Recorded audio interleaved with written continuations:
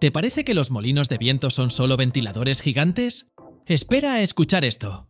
Las aspas pueden medir más de 120 metros de largo, y el rotor supera el diámetro de un campo de fútbol. ¡Increíble! Una sola turbina puede suministrar electricidad a 20.000 hogares. Pero, ¿cómo se construyen estos colosos de la tecnología? Estuvimos en el corazón de su fabricación, donde cada paso, desde los compuestos hasta el horneado de las aspas, es pura magia ingenieril. Prepárate para descubrir el milagro moderno.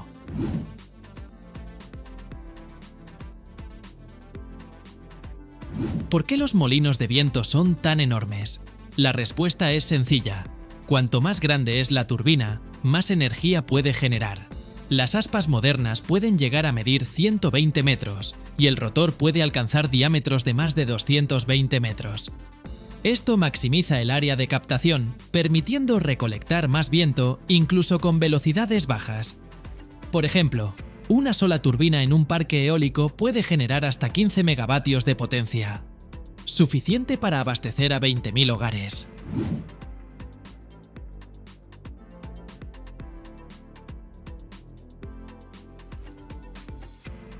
A primera vista, la fabricación de estas máquinas parece algo sacado de una película de ciencia ficción, y, en parte, lo es.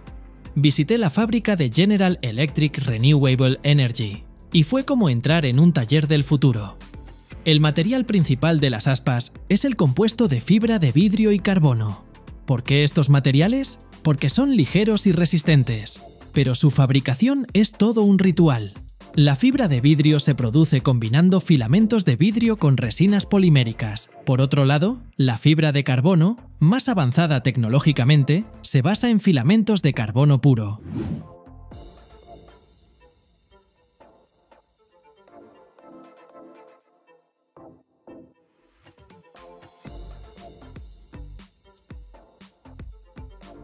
Para construir las aspas, se crean moldes especiales, gigantescas formas metálicas.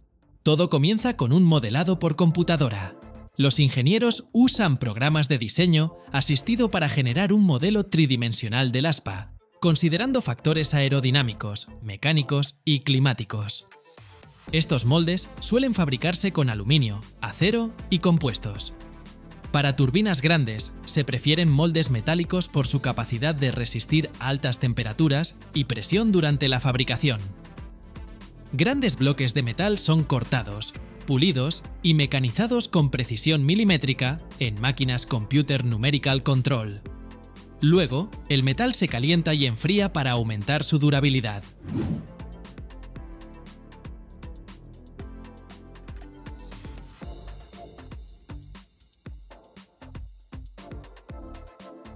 El molde tiene dos mitades, superior e inferior, que deben encajar a la perfección para garantizar la hermeticidad. La superficie interna se pule hasta alcanzar una textura perfectamente lisa. A veces, se aplica un recubrimiento antiadherente para facilitar el desprendimiento del aspa terminada. Una vez listo, el molde es sometido a pruebas rigurosas para verificar su geometría, resistencia y tolerancia a cambios de temperatura. Crear un molde puede tardar varios meses. Increíble, ¿verdad? Luego, las capas de fibra de vidrio y resina se colocan en el molde, como si fuera un pastel de varias capas gigante.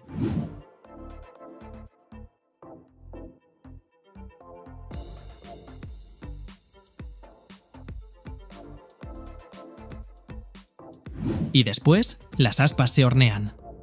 En una inmensa sala iluminada con luces neón y el zumbido constante de las máquinas, las aspas, tan largas como un rascacielos, están listas en sus moldes metálicos. El proceso de horneado es casi mágico. Los hornos, que parecen portales de ciencia ficción, se calientan lentamente. Sus paredes brillan con un resplandor intenso, y el aire se llena de ondas de calor. Las puertas del horno se abren como la boca de un monstruo mecánico, y las aspas se mueven con precisión milimétrica gracias a grúas gigantes.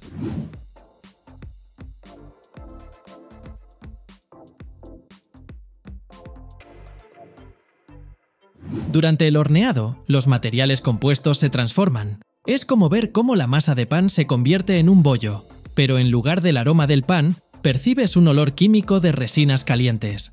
El horno mantiene una temperatura uniforme de más de 70 grados centígrados y sensores especializados monitorean cada segundo del proceso. Al final, las puertas del horno se abren nuevamente, revelando un aspa lista. Su superficie es tan lisa y brillante que parece un espejo. Cada centímetro ha pasado por una prueba extrema, y ahora, esta pieza será parte de una turbina que transformará el viento en energía. Fabricar un aspa puede tomar desde días hasta semanas, dependiendo de su tamaño.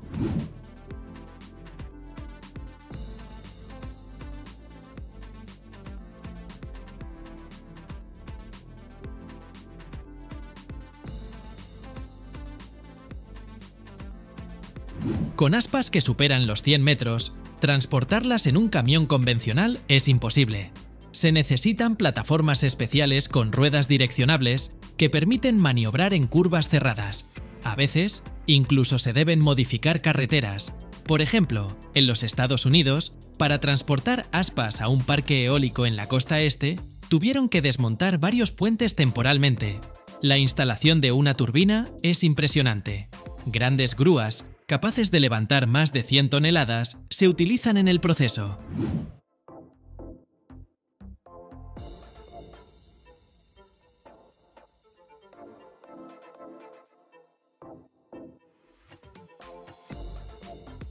Primero, se instala la torre, que se ensambla en el sitio a partir de secciones. Luego se monta la nación, que es el corazón de la turbina, donde está el generador y la transmisión. Finalmente, se colocan las aspas, el paso más desafiante, ya que cada una pesa decenas de toneladas. Todo esto debe hacerse en condiciones climáticas ideales, lo que puede retrasar el trabajo. Las grúas gigantes, que se elevan como colosos mecánicos, también requieren proyectos especiales para su instalación. Algunas de las más grandes pueden levantar hasta 3.000 toneladas.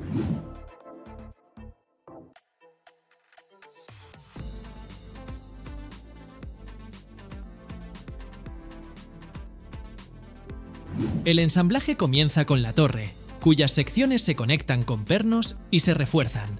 Luego, se instala la nación, un momento delicado debido a la necesidad de equilibrarla a gran altura. Finalmente, llega el momento más espectacular, la colocación de las aspas. Cada una se eleva con un soporte especial, y parece que una espada gigante apunta al cielo. Los operadores de grúas trabajan en perfecta sincronía con los ingenieros para fijar las aspas a la nación. Un cambio de viento puede complicar todo, así que el proceso se detiene si las condiciones no son ideales. Cuando la última aspa está fijada y el molino gira por primera vez, parece que un gigante mecánico cobra vida.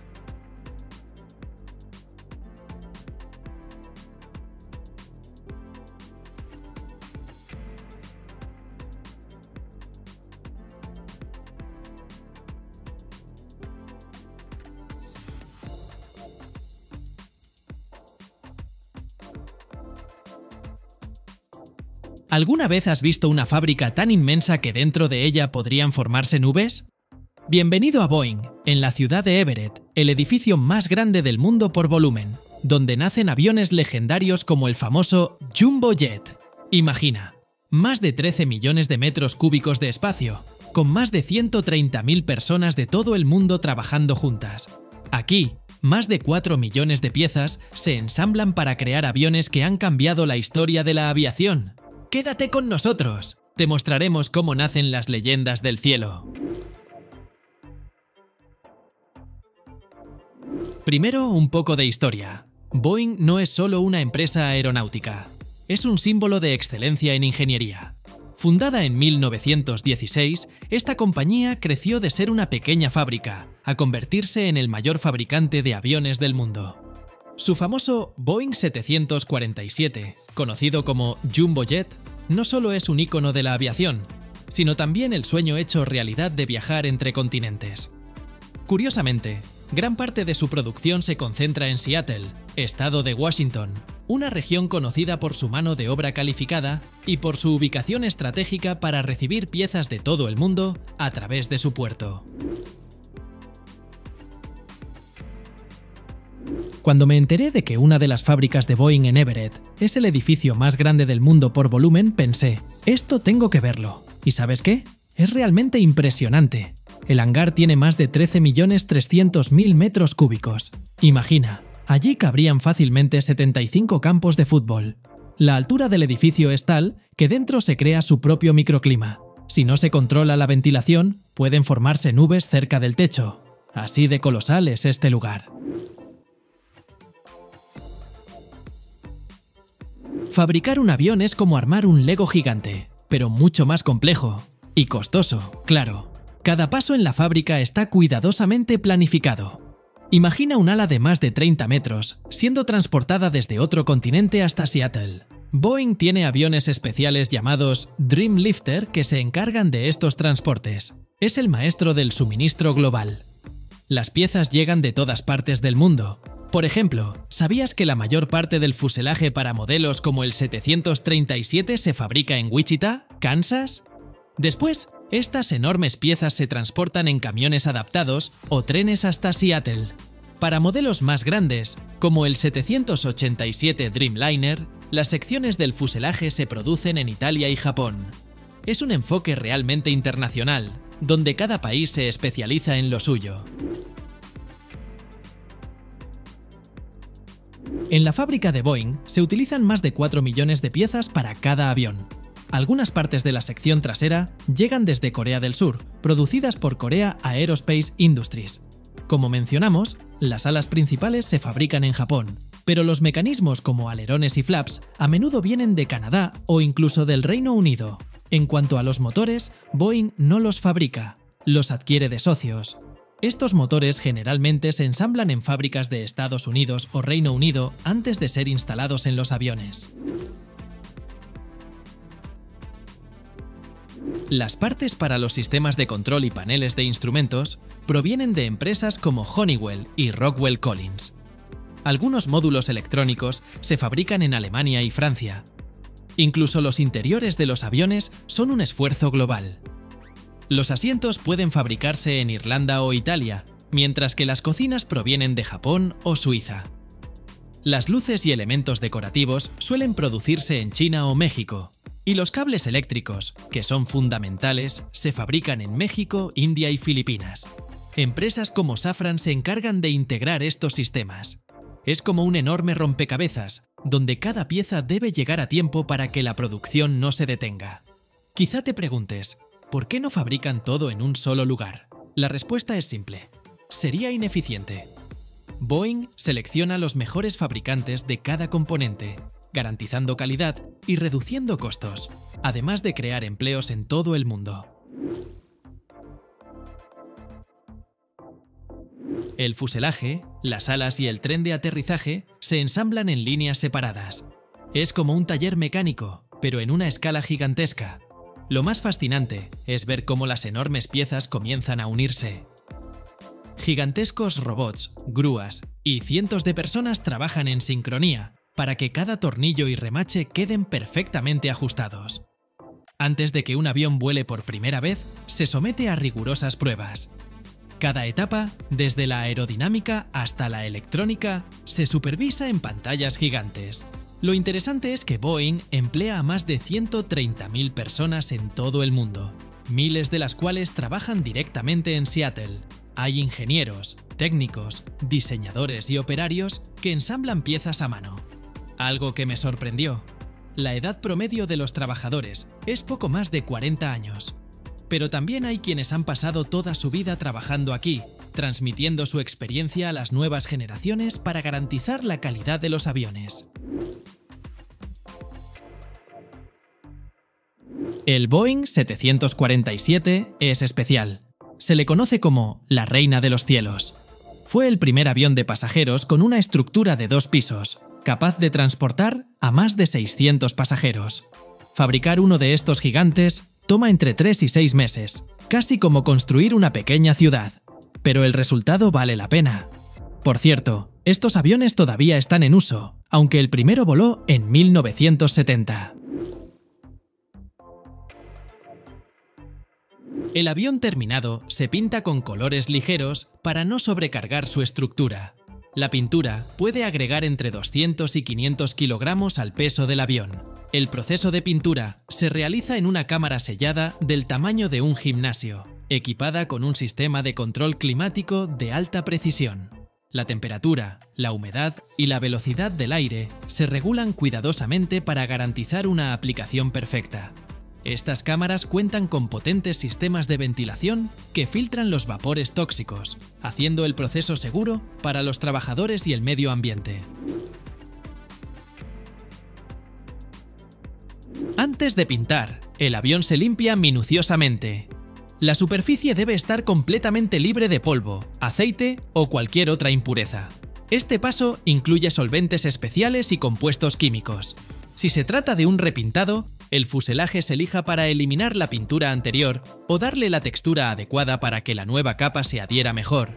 Antes de aplicar el color final, el avión se recubre con una capa de imprimación que protege contra la corrosión y mejora la adherencia de la pintura. Esta imprimación puede ser ecológica, con bajo contenido de sustancias dañinas. La pintura se aplica tanto manualmente, con pulverizadores, como mediante robots automáticos, que son especialmente útiles para las áreas más difíciles de alcanzar, como las partes superiores del avión.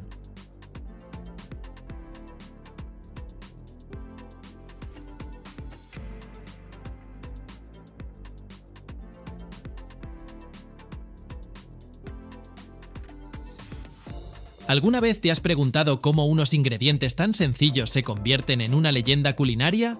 ¿Ese aderezo sin el cual es impensable un simple sándwich casero o un exquisito platillo de restaurante? Hoy vamos a mirar tras bambalinas el proceso de producción de Calvé, la marca que llevó una salsa tan básica a convertirse en un ícono de la gastronomía. Haremos una visita a esas enormes tinas donde los técnicos mezclan, con la precisión de un artesano joyero, aceite, huevos, vinagre y uno que otro ingrediente secreto. ¿Puedes creerlo, mano? Cada cucharada de mayonesa Calvé encierra más de 100 años de historia, oficio y pura innovación. Quédate con nosotros. Te vamos a revelar todos los secretos culinarios de este producto de culto.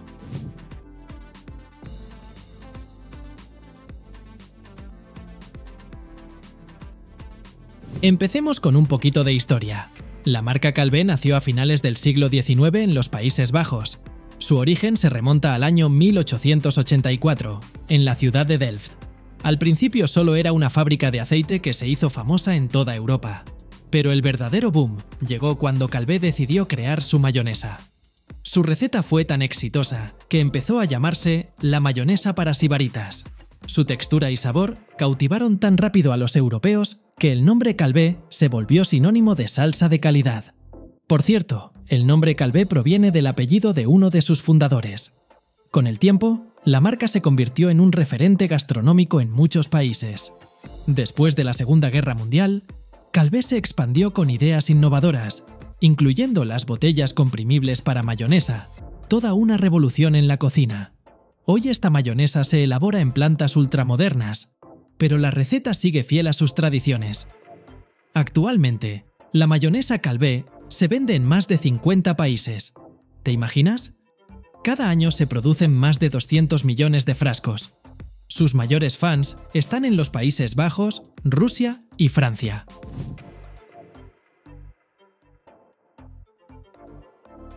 La marca holandesa Calvé, muy conocida en toda Europa, ofrece distintas variantes de mayonesa, incluyendo versiones más ligeras o con sabores especiales. El secreto de su éxito radica en ingredientes simples, pero cuidadosamente seleccionados. La base son huevos frescos, provenientes de granjas certificadas, donde las gallinas son alimentadas con forrajes naturales. Cada huevo pasa una rigurosa inspección de frescura y calidad. Otro ingrediente crucial es el aceite de girasol, cuya calidad se verifica a cada paso. Este aceite asegura la textura perfecta. Solo usan semillas que cumplen con altos estándares ecológicos. Luego está el vinagre natural y el jugo de limón, que aportan esa sutil nota ácida, justa y equilibrada. Y claro, la sal y el azúcar, en la medida exacta. En Calvé, hasta un pellizco de sal marca la diferencia.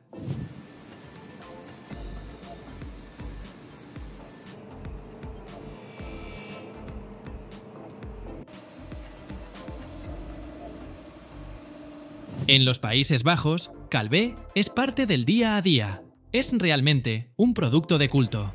El año pasado, Calvé produjo más de 15.000 toneladas de mayonesa solo para el mercado europeo. En su enorme planta, el sabor de cada cucharada se crea con una precisión casi artística. Para empezar, todos los componentes se cargan en enormes recipientes. Imagina cacerolas del tamaño de una piscina. Las máquinas mezclan con tanta exactitud que ni un micrómetro se escapa a su control.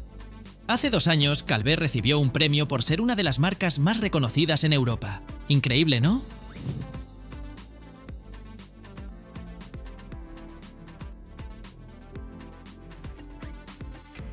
Un paso clave es la emulsión. Máquinas especiales baten el aceite y el agua a gran velocidad, formando una masa uniforme. Si algún parámetro, como la temperatura, falla, la mayonesa simplemente no sale bien. Por eso, todo se vigila con sensores especializados. Después de la emulsión, llega el toque maestro de Calvé, un ingrediente secreto que se guarda bajo llave. Ese detalle le da a la salsa su densidad y suavidad inconfundibles. ¿Sabías que Calvé adapta su receta a distintos países? En Francia, por ejemplo, añaden un poco más de jugo de limón, mientras que en otros lugares la hacen más espesa. En el año 2020, Calvé lanzó una edición limitada de mayonesa con trufa, que voló de las estanterías en cuestión de días. Además, introdujo una línea vegana, sin huevos, perfecta para quienes siguen una dieta vegetal.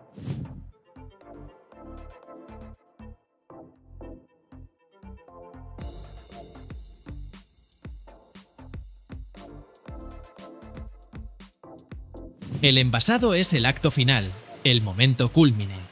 Los frascos de plástico o vidrio se esterilizan antes de llenarse. Sistemas automatizados vierten la mayonesa al gramo exacto y luego la empacan para su transporte. En cada etapa del proceso hay laboratorios que evalúan más de 30 parámetros. Primero prueban el sabor.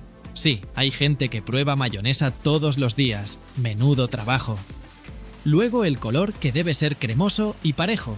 Y por supuesto la textura, sin grumos ni separaciones. Solo después de superar estas pruebas, la mayonesa llega a las tiendas. Cada segundo se venden 6 frascos o botellas de Calvé en el mundo. ¿Puedes creerlo?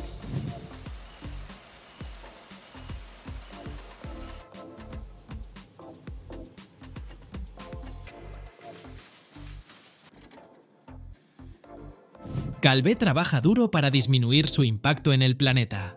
Su empaque ya se compone en un 80% de materiales reciclados y para el año 2030 planean que todos sus frascos sean completamente ecológicos.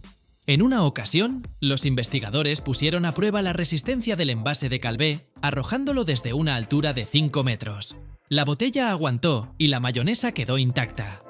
Eso demostró que su empaque no solo es ecoamigable, sino también sumamente resistente. En las fábricas de Calvé se producen más de 300 millones de frascos al año, equivalentes a unas 10.000 toneladas de salsa. Calvé está entre las 3 principales marcas de mayonesa en Europa. En los Países Bajos, 8 de cada 10 consumidores eligen esta marca. Y los otros 2 es que no saben lo que se pierden, ¡che!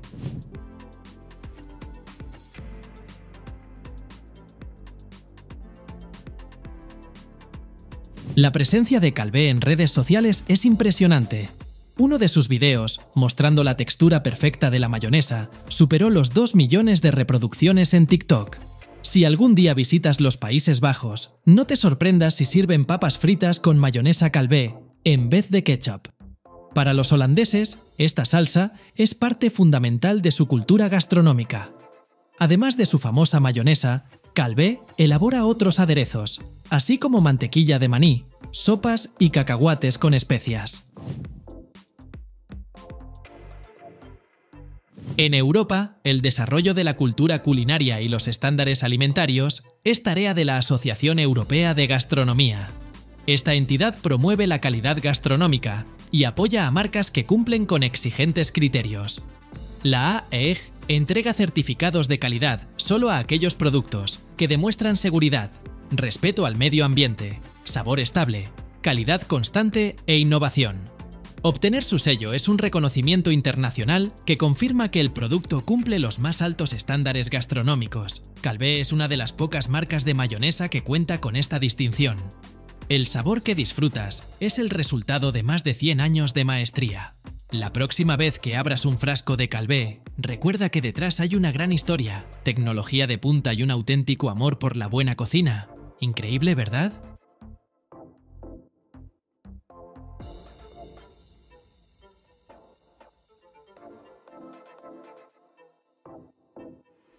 Desde el corte de lana de una oveja en los verdes campos hasta llegar a la corte de un rey, así es el recorrido de la lana. De una sola oveja se pueden fabricar hasta 10 pares de calcetines o 3 suéteres. Imagínate, amigo, que estamos en las interminables colinas verdes de Nueva Zelanda o Australia. A nuestro alrededor, cientos de ovejas esponjosas pastan tranquilamente. Sí, aquí es donde comienza el viaje de la lana, que luego se transformará en un suave suéter, una cálida manta o un elegante traje. Pero ¿cómo es que la lana de oveja se convierte en ropa?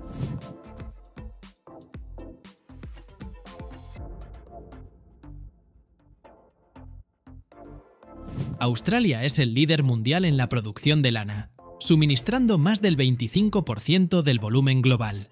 Imagina a los trabajadores en las granjas esperando con ansias el día de esquila. Las ovejas, mayormente de raza merina, dejan crecer su lana durante todo el año. Y cuando llega el día, el trabajo comienza. La esquila se realiza manualmente o con máquinas eléctricas. El esquilador, rápido y hábil, puede retirar la lana en una sola pieza llamada vellón. No te preocupes, esto no lastima a las ovejas. Al contrario, las alivia, ya que una lana demasiado larga podría dificultarles el movimiento o sobrecalentarlas en verano. Un esquilador experto puede esquilar hasta 200 ovejas al día y el récord mundial supera las 800 en 8 horas.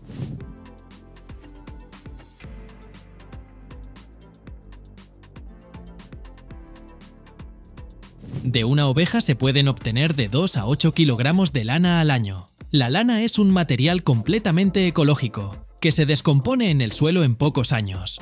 Para un suéter cálido, basta con solo 2 kilogramos. Al principio, la lana recién cortada no es nada atractiva. Está llena de polvo, suciedad, grasa e incluso restos de plantas. Por eso, el siguiente paso es lavarla.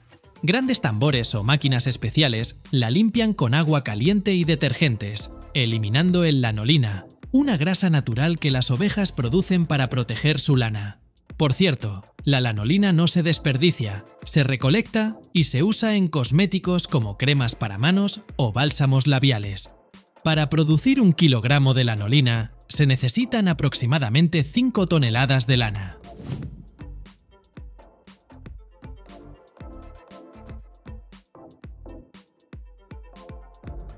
Tras el lavado, la lana queda mucho más suave y muestra su color natural. En este punto, ya puedes imaginar el gran potencial que tiene un simple vellón. Después, se carda la lana para desenredar los nudos y alinear las fibras. Para esto se usan enormes máquinas llamadas cardadoras, que trabajan la lana hasta convertirla en una capa uniforme y esponjosa. Es fascinante. Estas fibras se clasifican según su grosor y longitud.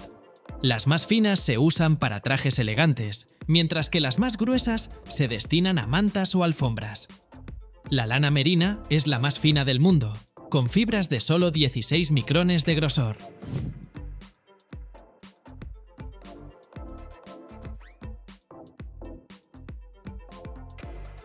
Luego, las fibras se transforman en hilos mediante máquinas hiladoras. Cuanto más fino y parejo sea el hilo, mejor será la calidad de la tela. Por ejemplo, la lana merina es famosa por su suavidad, siendo sus fibras hasta 3 veces más delgadas que un cabello humano. Los hilos se pueden enrollar más apretados o sueltos, dependiendo del uso. Para suéteres se prefieren hilos suaves, mientras que para abrigos y trajes, más resistentes. Gracias a sus propiedades naturales, la lana no absorbe olores, y la suciedad se desprende fácilmente de su superficie. Si extendieras todas las fibras de lana producidas por una sola oveja en un año, su longitud alcanzaría hasta 100 kilómetros.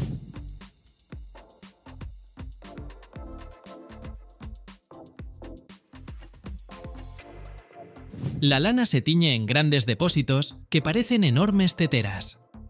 La pintura puede aplicarse a los hilos terminados o directamente a las fibras, permitiendo crear patrones y combinaciones de colores más complejos. El color blanco natural de la lana permite obtener tonalidades vivas y puras, lo que la hace muy popular entre los diseñadores. Un dato curioso: en Nueva Zelanda hay muchas más ovejas que personas, 5,5 millones de personas frente a 26 millones de ovejas. ¿Te sorprende, amigo?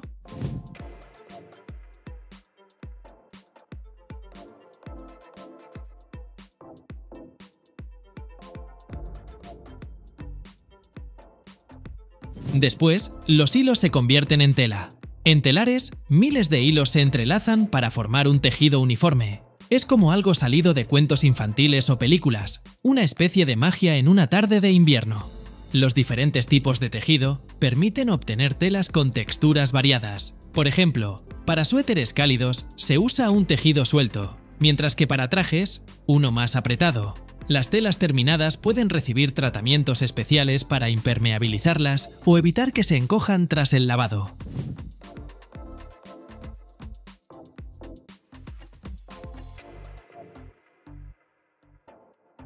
Finalmente, la tela llega a las manos de los artesanos o máquinas de coser.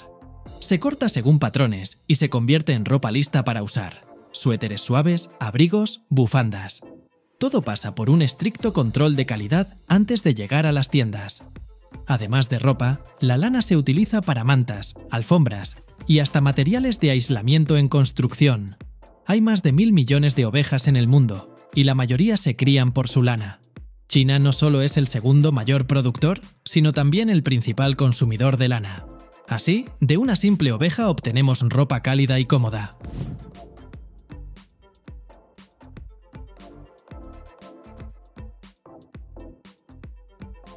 Hablemos de dinero y fama. La alfombra de lana más cara del mundo se vendió en una subasta por más de 33 millones de dólares.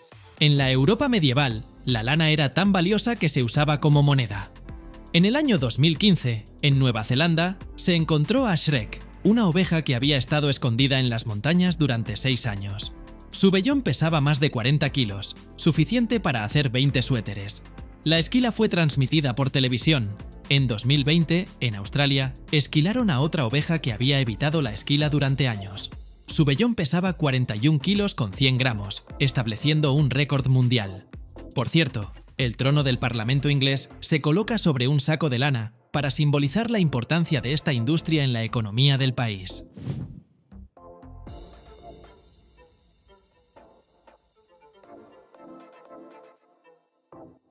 Imagínate que las ovejas fueron domesticadas en el Neolítico.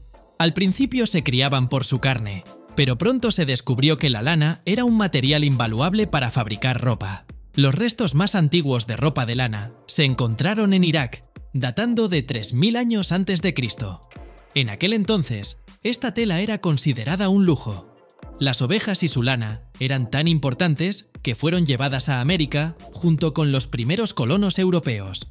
Por ejemplo, los conquistadores españoles introdujeron ovejas merinas en América del Sur en el siglo XVI.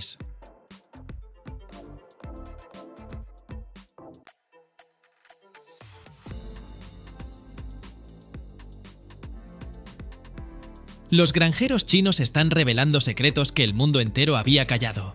No vas a creer los tesoros que esconden los avestruces, huevos que pesan como un melón, piel más valiosa que el oro y plumas que se usan en las marcas más lujosas. ¿Cómo manipulan los granjeros la naturaleza para que las aves pongan más huevos? ¿Qué trucos utilizan en las incubadoras? Prepárate para descubrir la verdad que cambiará tu percepción de los avestruces para siempre. Mira hasta el final. Lo más interesante está por venir. Las granjas de avestruces en China se están poniendo cada vez más de moda. ¿Por qué? Pues porque es rentable y muy interesante. Los avestruces no solo dan huevos o carne, sino también una piel única, plumas y hasta la posibilidad de hacer artículos decorativos. Para empezar, te voy a contar sobre su espacio. Estas aves son bien activas, así que necesitan un terreno grande para correr libremente y no estresarse. En cuanto el avestruz se siente a gusto, su productividad, especialmente la puesta de huevos, sube un montón. El clima es clave. Los avestruces se adaptan bien a condiciones cálidas y templadas. En China, las granjas generalmente están en las regiones del sur. En los últimos años, China se ha vuelto uno de los líderes mundiales en número de granjas de avestruces. Esto se debe a la popularidad de la carne exótica, los huevos y la piel, que se usan en las industrias alimentaria, textil y cosmética. La temperatura en el lugar debe ser cómoda, entre unos 20 y 25 grados Celsius. También es importante que esté seco y con buena ventilación. Claro, en la época de frío en China, los granjeros les arman refugios especiales a las aves o hasta calientan los espacios para que los avestruces no pasen incomodidades. ¿Y qué onda con la alimentación? Los avestruces necesitan una dieta balanceada, rica en proteínas, más o menos entre el 18 y 22%. Se les da de comer granos, raíces, pasto, pero también se les agrega alimento balanceado especial para asegurar que tengan todos los nutrientes necesarios. Calcio, fósforo y vitamina D son necesarios para que la cáscara de sus huevos sea fuerte. Imagínate, cada huevo pesa casi 2 kilos. Un solo huevo puede reemplazar hasta 20 de gallina. En las granjas tienen sus mañas. Por ejemplo, en la naturaleza, los avestruces ponen huevos por temporadas, generalmente en primavera y verano. Para alargar la temporada de puesta, en las granjas a veces aumentan el día de luz hasta 16 horas, eso estimula la actividad reproductiva. Para la cría, escogen a las hembras más productivas, las que ponen más huevos, y a los machos con las mejores características genéticas. En algunas granjas, cruzan diferentes subespecies de avestruces para obtener crías más productivas. ¿Y qué pasa con los huevos después de que los ponen? Los meten en incubadoras. Antes de incubarlos, los huevos se revisan con ovoscopio para asegurarse de que no tengan defectos en la cáscara y que haya un embrión viable.